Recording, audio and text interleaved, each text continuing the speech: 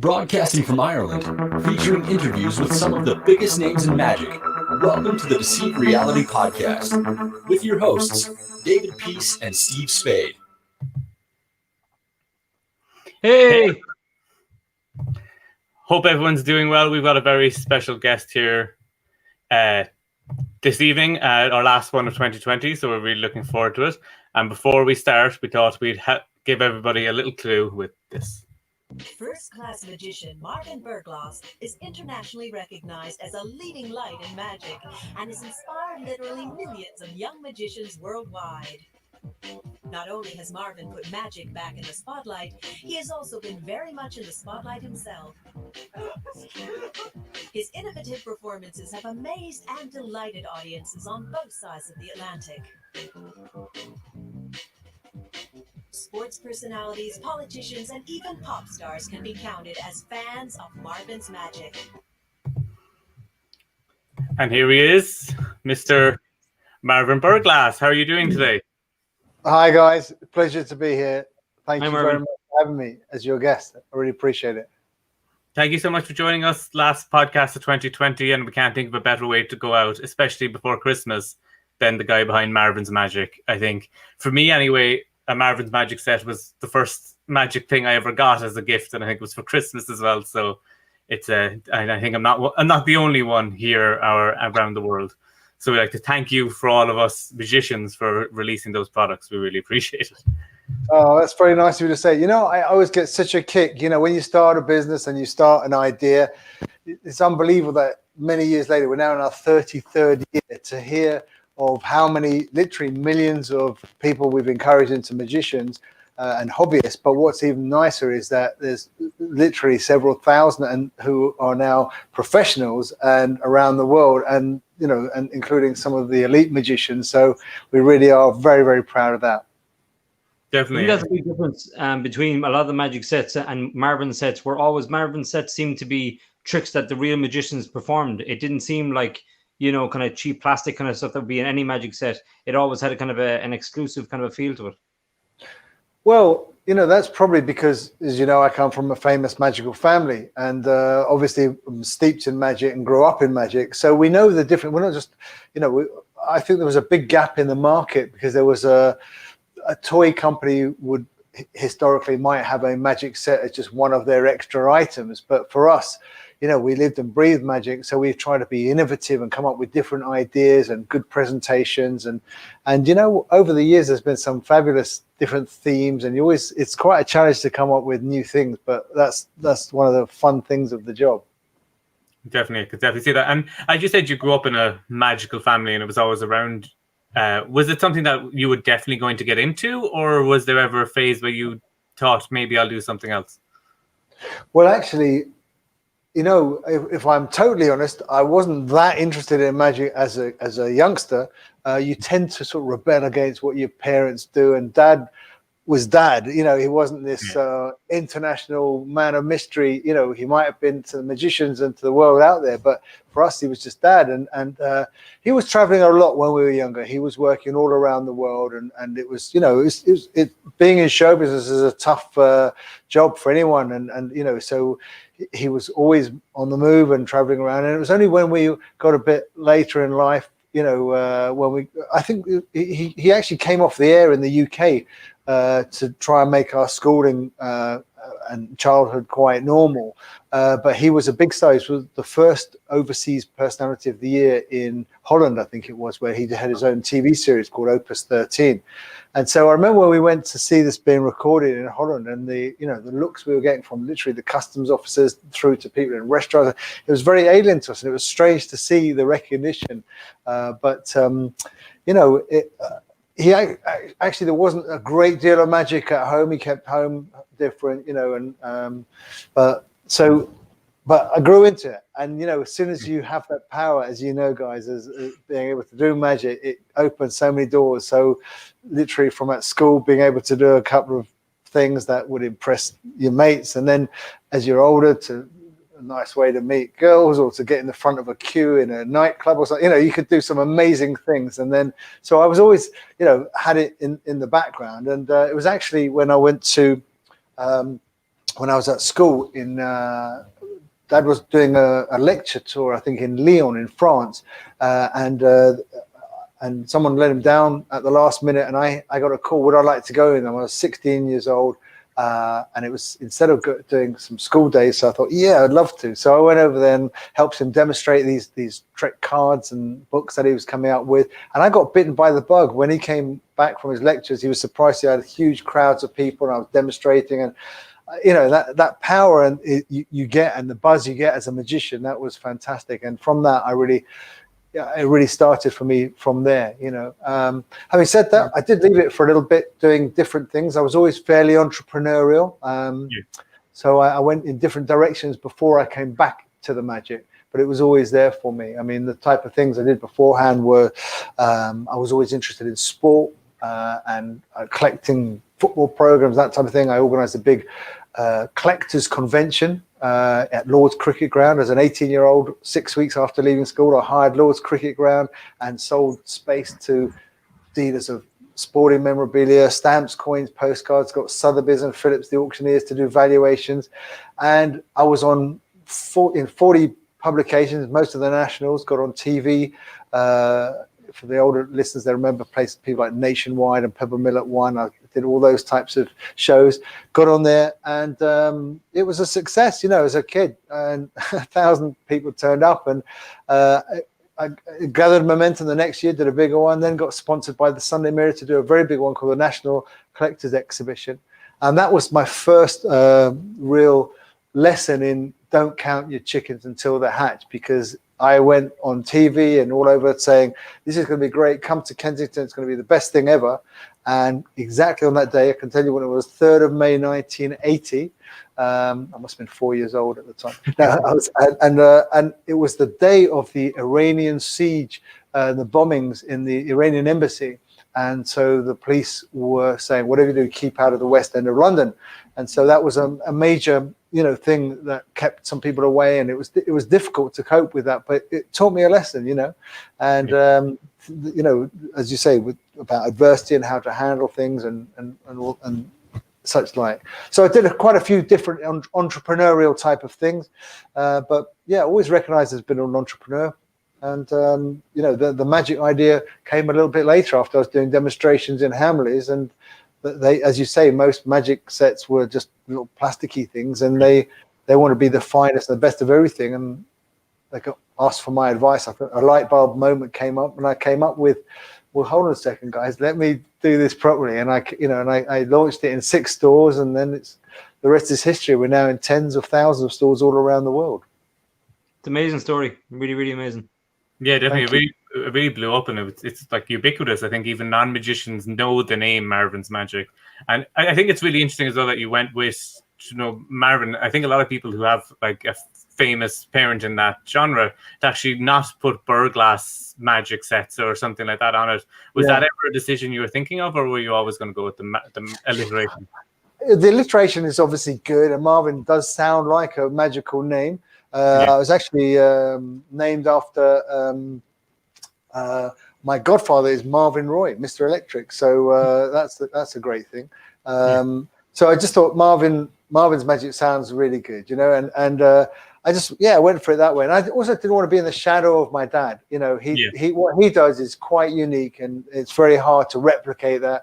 He's the original international man of mystery, and so I have total respect and admiration for what he does, but I didn't want to be compared. I wanted to make my own mark in life, Yeah, definitely. I can definitely see that. And then with the sets coming out, and they've changed going over the years. Like there's a lot more technology in the sets now. I still buy a few. If I see them in the shop, they're like. Oh, that's right. I say next time, ask me. I'll charge you double. All right, Dave? No problem. No, there is. You mentioned that technology, but that's something that's really fun to do, because our sets work and are fantastic on their own. They're very much based on magic is heritage and tradition, and some of the oldest tricks like cups and balls are still very salient. But there is a lot of newness, and so a lot of the props. We have a Marvin's Magic app, which is a free app, which if you have our sets, actually enhances a lot of the tricks, because we involve things like augmented reality, where you can make things appear and disappear, and it's just mind blowing, the technology. And we're, like that little trick which is called I think it's called Crazy Cube or ESP, where you put a little dice inside a little, looks like a camera roll holder, and you can tell what the number is, even though it's two canisters. We've got a spoof explanation where you sort of get your phone and it's like it takes an X-ray of it, and it shows you the inside like an X-ray of whatever the number that they chose, which is just fantastic. It looks like a 200,000 pound X-ray machine. It's just one of the little bonus tricks in our sets now. It's crazy. Nice. Yeah, definitely technology has become magic in and of itself, that like we don't know how any of this is working to get this stream to go live. I click buttons, it works. Who knows? It's magic. Yeah. For people who didn't see the live over the weekend, it's still on YouTube, Marvin, isn't it? Yes, you're talking about Marvin's Magic Live, and if you look on Facebook or YouTube, and we did 1 hour 40 a minute live show, which was really great, and there was a lot of things that were given away in it, but we also did some fantastic behind the scenes interviews with some of the characters that are involved with us, from how we come up with ideas to how we train people. And obviously we had tons of guests as well, which was really nice. So we had, not only the likes of Debbie McGee, which was really lovely that she joined us, and my father, David Berglas, which was a really special interview. And people told me that was a highlight, because I went back home and got to spend some time with him, and he presented me with something. It's quite an emotional, actual interview, and really had a good thing. And it also coincided with the launch of his digital scrapbooks, which is his new website at davidberglas.com. So we can talk about that a bit later if you want. But for the rest of the interviews, there were so many types and different types of magicians, from youngsters like the guys who've been on Britain's Got Talent. There was 5 finalists on Britain's Got Talent this year, of which 3 of the were kids under 14. We spoke to Jasper Cherry and his mum, who said, he was a shy lad, but through magic, he's really been able to do the big Saturday night thing with such confidence. And there was Dylan Piper, who works with his dad James, came on board, and there was Aidan McCann, obviously, who he wasn't on the show, but he was on BGT, did fantastically well. And they were alongside the likes of Magical Bones, and of course, he got our Rising Star award as well. So really was great. And we spoke to people, past Marvin's Magic demonstrators, who are quite legendary in their own status: Nick Einhorn, Mark Paul, Pete Wardell, and then there's the new guys, the likes of, and Andy Nyman even did his Svengali demonstration on there. That was amazing. It was great. Yeah, I mean, these are legends of magic. When you think of some of the people that have come through our ranks, it's a great honor, and it's part of the history now. We're talking about second generation. Ironically, Andy's son, Preston Nyman, who's a respected actor in his own right, he even started with us for a while, and so he was the first second generation demonstrator we've had there. But amazing. And then the Rising Star winners that we've given, the Marvin Award, which is like the for people who are coming into magic in a big way and going to do something great. I give this award every year at the Magic Circle, which is part of the Young Magicians Day, and we spoke to Izzy Simpson, who had that, obviously Russ's granddaughter, and we spoke to Ben Hart, who's very creative, of course, and the only winner of Britain's Got Talent as a magician was, of course, Richard Jones, and it was just lovely to hear someone like him say he actually started with the Marvin's Magic set, like you just said, Dave. Yeah. It's amazing that it really has impacted people, because everybody talks about getting the magic set when they grow up, and have one that is people like the Mark Paul, Andy Nyman, all them who've come through the ranks as demonstrators and probably learned a few things as well as they went along through it out at all. It's really a testament to the sets that come up with. And something you touched on there was with the Magic Circle, and you've obviously been around around the Magic Circle for a long time. And somebody messaged in actually when we said we had you on, asking how do you join the Magic Circle, if you have any tips and advice. You can apply on the website, but do you have any tips and advice for people who want to join? I mean, you know what? If you're not a member of the Magic Circle, I would genuinely say it's a great thing to do, because one of the criticisms perhaps in the past was maybe it was a bit stuffy, or it maybe unless you lived in London were able to go. But things have changed a great deal. And, we got a very listening council. I was on council for 7 years myself. I was vice president up to year before last. And I think it's very welcoming. Obviously, it's shut at the moment, but it's very much open in terms of TMC TV, which is the Magic Circle TV, where they've had broadcasts on, and I think actually, out of bad comes good, because the communication for outsiders, people outside of London, and worldwide with the Magic community is very good now. And so that streaming service and of lectures, the fact that you can go back and look at past lectures. In fact, you can go back and see digital copies of over 100 years of the Magic Circular, and have access to the library. It's a beautiful theatre if ever you come there, and I would thoroughly recommend it. And if you're a bit nervous about your first exams, there's people that can help, who can mentor you and take you through it. And it's a fantastic thing. I mean, where else can you get? It doesn't happen in sport or in music, where you get elite professionals mixing with people who are just starting out or hobbyists. But it's a really nice community, and it's a positive thing. So yeah, I would. The easiest thing would be just to apply online. But if you know someone who's a member and to help put you forward, please do. Get in touch, or I'll help as well. I'll be happy to. Definitely, that's great. I definitely think it's because even I think magic clubs in general are very important, and especially for young magicians coming up who might be learning through different mediums like YouTube or different places that they've seen, that to have a community of magicians where people can learn the real secrets as they grow up through magic, I think is very important.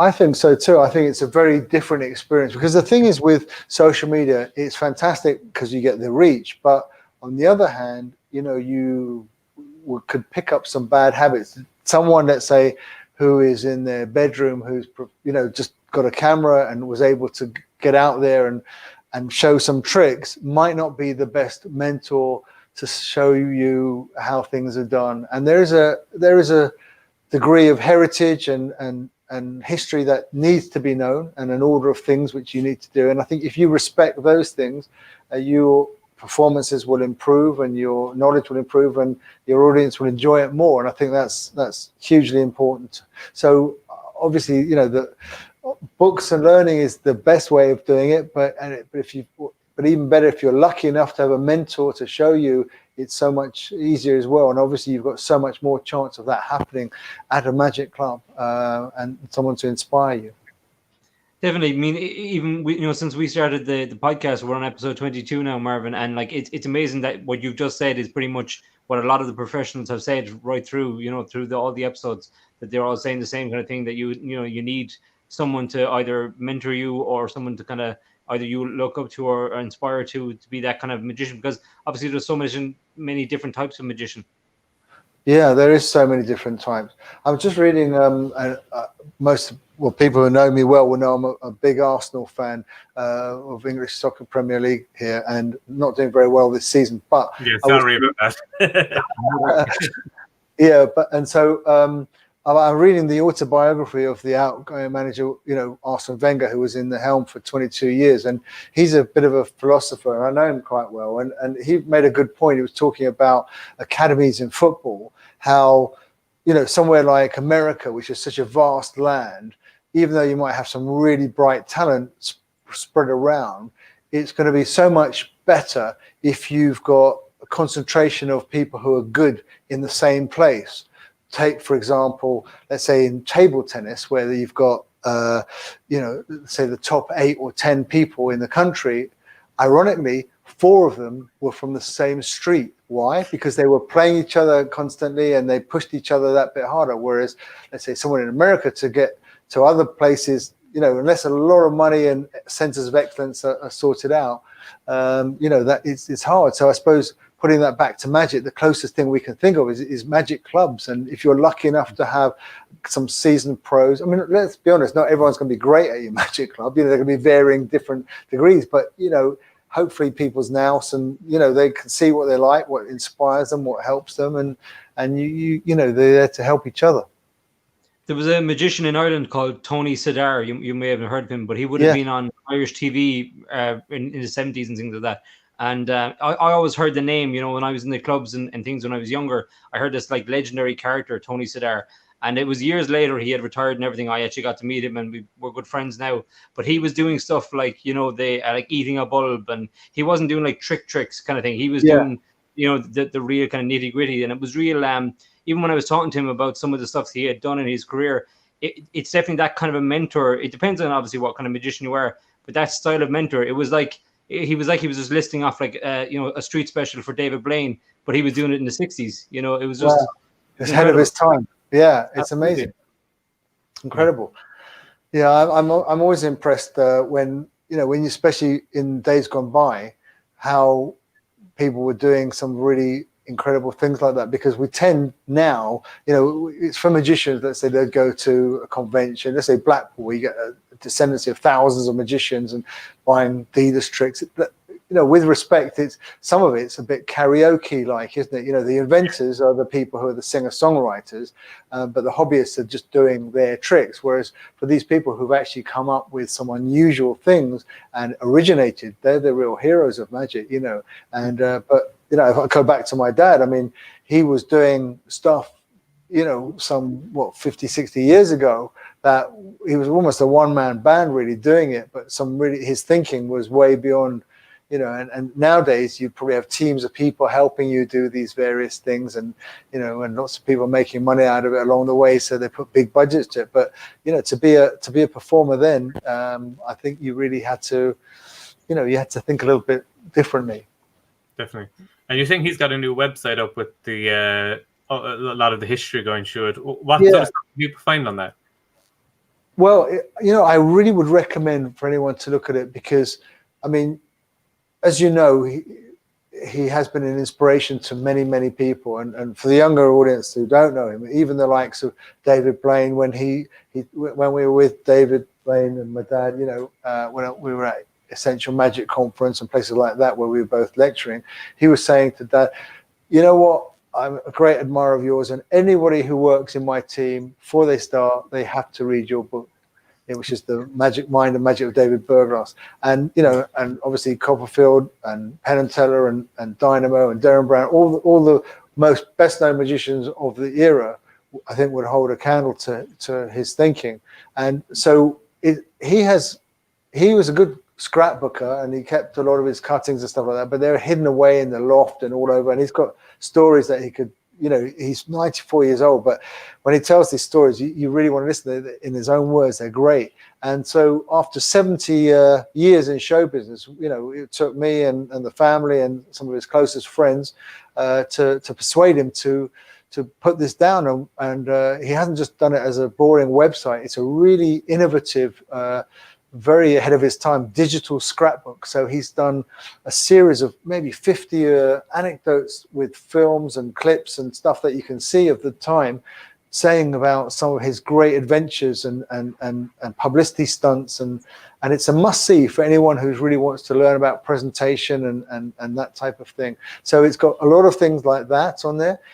It's actually, the homepage is quite interesting. You go inside, it looks like his big study, like on his TV series, and it's with his desk and his light sculpture and everything, and the books, and you just touch various things around the room, and it could be about his books, and it will show you those, or his television work, or his film work. Remember, he was a technical advisor on several films, like James Bond films, like the original Casino Royale and Octopussy. Was it Octopussy? I think it was, yes.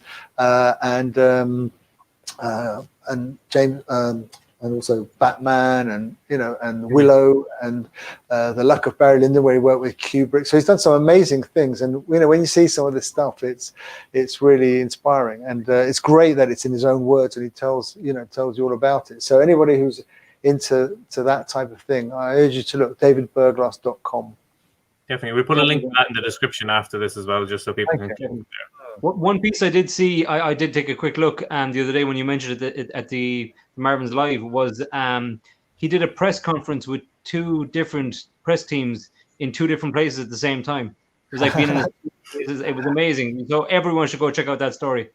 It's crazy. There's so many stories. I don't know half of them, and it really is interesting to see. I mean, that's a crazy idea, but what a good idea, Amazing. Talking about the Marvin's Magic Live, just a heads up on it, because we did give away a few things on the day, and there was a big bundle, but there's still a prize which I urge your listeners and viewers to go in for, because we have got a holiday in Sardinia which is being given away on I think the closing date. We're still in time because the closing date is 31st of December, and the draw has been made on the 3rd of January, and it's Forte Village in Sardinia. Why am I telling you this? Because we run the Marvin's Magic Academy there, and we've done it for the last 5 years, and it's a beautiful resort. It's obviously got a beautiful beach and all the many restaurants and villas and hotels and all that sort of thing. But it's also got tons of stuff to keep the kids occupied, all sorts of things, and a really great health spa, and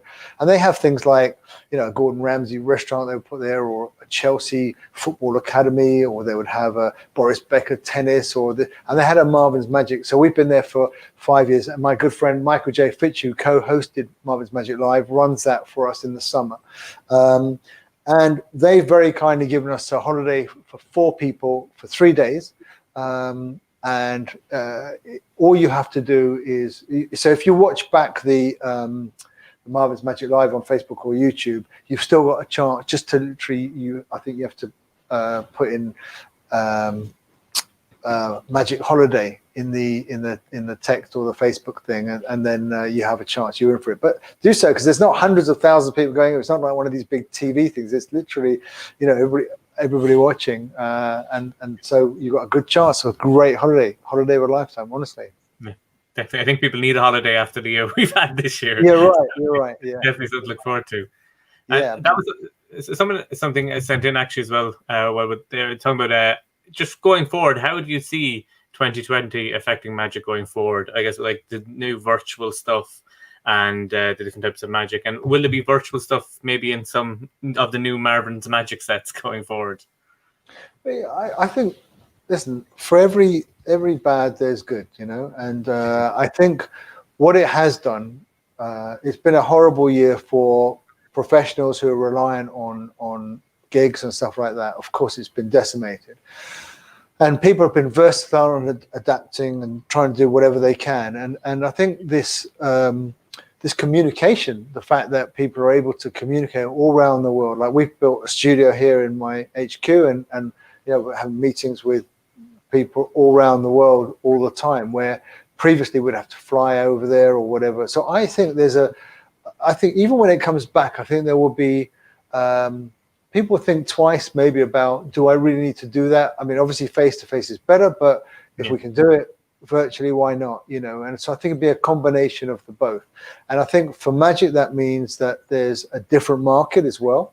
I know of some professional magician today who's normally a busy pro, and I understood he had 7 shows today. Wow. I mean, 7 shows. Now, they're all half-hour shows on Zoom, but he didn't have to travel around and move them all around the country to get to do them. So I've no idea how well paid they were or anything like that, but what an amazing situation. You couldn't, I've never known of doing 7 shows in a day, So, I think there'll be, I think it's unfortunately going to take a little bit longer than we would all hoped. We'd expected to have been better for this last quarter, but I think, I think it will be a big bounce back, and people will really relish the chance to be entertained and feel good, and it'll be a big bounce, and I think it'll be great for magicians. Yeah, I mean, at the end of the Spanish flu, we had the Roaring 20s, so we could be getting that now in the next few years. Yeah. Yeah, definitely. Yeah. People are going to be looking for entertainment in person as they go in there. Yeah, absolutely. Absolutely. So we have a segment on the show called The Good, the Bad, and the Ugly, where we ask someone to tell a story about a performance that went awry in some way or another. I think we all have one, and I think it's good for young magicians to hear that even the gods of magic have made mistakes. Oh my God. Well, listen, in magic, we do take risks, don't we? And so, we're more likely to things to go wrong and stuff like that. But, my dad always told me that, as long as you prepare That's if you make a mistake or it doesn't go right. If it's through lack of preparation, no excuse. But you got to prepare, you got to rehearse, you got to know your stuff. But having said that, I could think of several that you squirm just thinking about. Let's try to think of a few funny ones. Well, here's a good one. I don't often do weddings as a performer, but I do sometimes. I was Arsenal Football Club's resident magician, first one in the Premier League, and had that gig on off for 22 years or something like that. And I still, do the director's box and the players. So I got to know all the players over the years, and I used to do all their weddings and all that type of thing. And I was a reluctant wedding guy because I preferred to do different corporate stuff. But so I remember doing a wedding thing, and I had this is for magicians only, right? This only magicians. If I'm not okay. Yeah, so nobody else watches. So we all love a new gimmick, don't we? Or an electronic something or other, right? So this was a coin, a pound coin, I think it was, that had some electronic thing that could tell you, heads, tails, whatever it was, which hands it. I was testing it out. I hadn't really played with it. My fault. So I'm just doing this thing, and now I've killed all, throughout the whole room. Now I'm on the top table with the bride and groom and stuff like this, and the father of the bride, he spins it, drops it, and this pound coin drops underneath between the legs of the bride in her wedding dress. So what'd you do? So I'm thinking, they know my reputation, and I'm supposed to be the big noise. Am I going to get on my hands and knees scampering around under a dress for a pound? No, it just wasn't worth it. You just move on. That was one thing I just thought, too bad. It wasn't the right thing to be. It wasn't the right image for me. I don't think, to be on my hands and knees between the bride's legs looking for a pound coin. Yeah. Oh dear. I also remember doing some live TV where I'm not sure if it was the James Whale show or it wasn't. I think it was actually it was the equivalent of what we call the 6 o'clock show now or something. It's one of those sort of magazine type things, and I had an audience member and I was fairly inexperienced, and the big reveal, they're going, right, with 30 seconds left, and I just did my big thing, and someone had taken the card. What was the card? And it was, this lady was to say what the card was, and I said, look under your seat. She picked up the card, and I knew I'd got it right, and she called the wrong card, trying to be clever, and it was like 5, 4, and I was, that cold sweat, horrible feeling sort of thing. So you just, I sort of culled another card, just here, it's like a desperate thing, and it was not great, but you learn from that. My fault again. There's a few things like that, but live TV, when I did a lot of the TV shopping in the States, and the stakes for that are pretty big, because you've got to take tens of thousands of dollars per minute or whatever it is just to have that airtime. And one of this product was this magic drawing board thing that we've, so I don't know if you know about this drawing thing. And it was a really big news for me about 20 years ago. This was, and so 63 million homes this goes into, cameras, studio audience, the whole lot, and the guy, the typical American reporter was going, presenter was going, and now we got from London, we got Marvin, hey! And he really, the big build up to me, just there, and I was, I felt like a bit of a rabbit in the headlight, and this board, I was looking for it has like a T-shaped spatula which you're going to work this board, and I was ready to go on it. I looked in this pocket, wasn't it? It was in this pocket. Oh, and I was going in every bloody pocket, and I couldn't see this thing. And turned out what it is, when you go into the studio, you get these security passes with these plastic things, and it had fallen through the flat bit of that. And so, that cold sweat feeling until you find it. It's 20 seconds feels like 3 minutes and something like that. But managed to get out of it. But those are the type of things that are that come to mind when you first ask that. Live TV is always a bit scary. I was doing a thing before on the BBC for the Steve Nolan show, and I'd done a trick with him. I did smash and stab with him on stage, and he was like, run up, my mom's in the audience, do a trick with her. So I was like, okay, but we're running the same thing, the time is running out. So I run up and I get her to pick a card, and I tear the corner off, and I put it in her hand, and it's to vanish.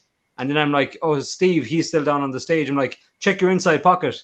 And he's like, oh, I can't find it. He can't find his pocket. And it was literally running down to like 5 seconds left. And then it literally cut it. He's like this. And then he found it. And then obviously the TV had cut, but the audience saw it, But I was just like, find the card. It's not that hard. It's just in your pocket. Yeah. Tough. It's tough, isn't it? I know that. Yeah. I remember I was using one of those coins as well on stage. I'd used it a few times. I was fairly comfortable with it, and you could tell heads or tails with it as well. And I got my reading. I knew it was heads. Said heads. Bet 50 quid that it was heads. It was tails. My God. Luckily, I was doing a bank night later on, so I had some 50s. So I did the bank night where I win loads of money and then took a 50 and gave it to the person. But I was off stage afterwards trying to figure it out. And the device, if you have it one way, it buzzes once for heads, twice for tails or something. But if you turn it over, it does the opposite. And I've been using it for months and just always happened to put it on the same way. And then the one time I was doing it on stage and decided to bet, I'd flipped it without realizing. Just like I've sort of learned. I hate relying on technology. It's lovely when you've got sleight of hand and stuff that it's up to you and you're in control. It's much safer generally. Yeah. Funny enough, on that heads and tails, I was at a function last year, which was a big charity function. We donated prize, and I was the sort of magician guy, and there was quite a few celebrity type of people were there, and there was so I'd done my set, and I was just relaxing, and I was invited to the top table, sit down, enjoy the meal, and then, hey, we're going to play heads or tails. And I thought, okay, and as a magician, you don't know what to do. So if I toss 3 or 4, there's I have a room of maybe 300 or 400 people, there's now 20 people standing up, and I'm one of them, and everyone's like, yeah, of course, yeah, the magician, it's just by chance. So anyway, get down to the next few, and it's about 9 spins, and I'm still there. So they invite people up on stage, and it's now 8 people, and everyone's the magician, And I didn't do a thing, and I was thinking, is this good? Should I win? Should I not? I don't know what to do, but I was not in any control. And it was Kelly Brook who was, tossing the coin, and it was really bad because I just wasn't sure what to do. They all knew who I was and stuff. Anyway, believe it or not, 13 spins later, I won the thing purely by luck. So I've said, well, of course, as a magician, I've got to give the prize back, and I did. Left it at that. But I was thinking, wow, this could have gone either way. I was lucky.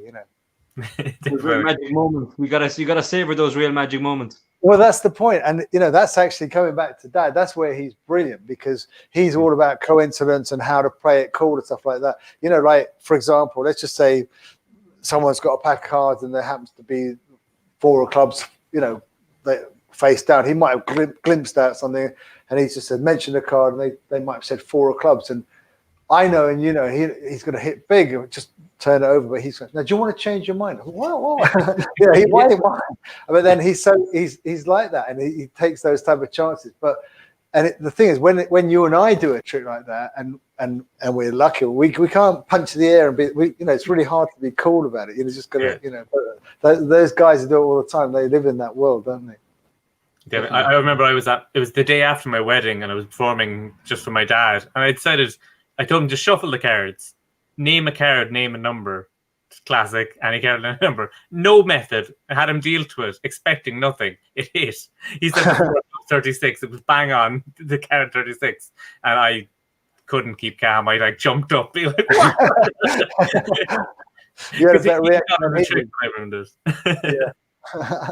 We had that when we started the podcast initially. Before we even started the podcast, myself and Dave were starting to kind of feel the boredom of the pandemic, and we started just one night we were on a call like this, and we just had decks of cards between the two of us, and I'd pick up one and he'd guess what it is, and we're just having a bit of fun with it and seeing we come up with some new ideas. And when we had, it was Kayla Drescher, wasn't it? Yeah. When we had Kayla Drescher on, we were talking about how long it took to guess what card. So she was like, she was a guest like yourself, and she was like, I've got a card. What card am I holding? And we were just like, oh, it's a red card. And she's like, no, it's black. Okay. And then Dave guessed, because Dave's the mentalist, not me. And I was like, it's probably the 4 of clubs. And her face just dropped, and she turned it over, and it was the 4 of clubs. And funny you mentioned the 4 of clubs as well. So, magicians love the 4 of clubs. Well, the funny thing is, Dave, if you look under your seat now, would have been a great trick, wouldn't it? It's here. Is it on camera? Cards under your seat, so the 4 clubs is in there technically. Yeah, exactly. Absolutely, it's brilliant. but we're just coming up on 40 minutes now, so we don't want to take up too much of your time. So we'd like to thank you so much for coming on the podcast. We really appreciate it. And if everybody can support you at Marvin's Magic, and if you've anything you want to promote or while you have the chance. Say it again. The last thing you said was anything you want to promote now, or anything coming up? Yeah. Listen, we've smashed it online, so I think on Amazon have still got last chance of if you need anything. They've got a few bits and pieces, but definitely try and check out that Marvin's Magic Live, which is on Facebook and YouTube. A lot of effort went into it, but a lot of people enjoyed it a lot and said it was great. It's worth a watch. And as I said, you've still got a chance for the holiday, so really go for that. Just write in Magic Holidays and you'll see it's all there. But thanks really much. I appreciate you having me on, and I wish you and everybody a really great Christmas and a happy, healthy, successful new year ahead. Definitely, and we echo that. Definitely, if anybody wants to find out more about us, go to deceivereality.com and at David Peace Magic on social media and at Steve Spade on social media and at Deceive. Thanks everyone for all your support with the podcast this year. We'll be back and we're actually going to be back with a friend of yours, Marvin. Mark Paul is going to be our first guest back in the new year. Say hi to Mark. Cheers. Lovely. Definitely. So thanks so much, everyone, and we'll talk to you again in the new year. Take care.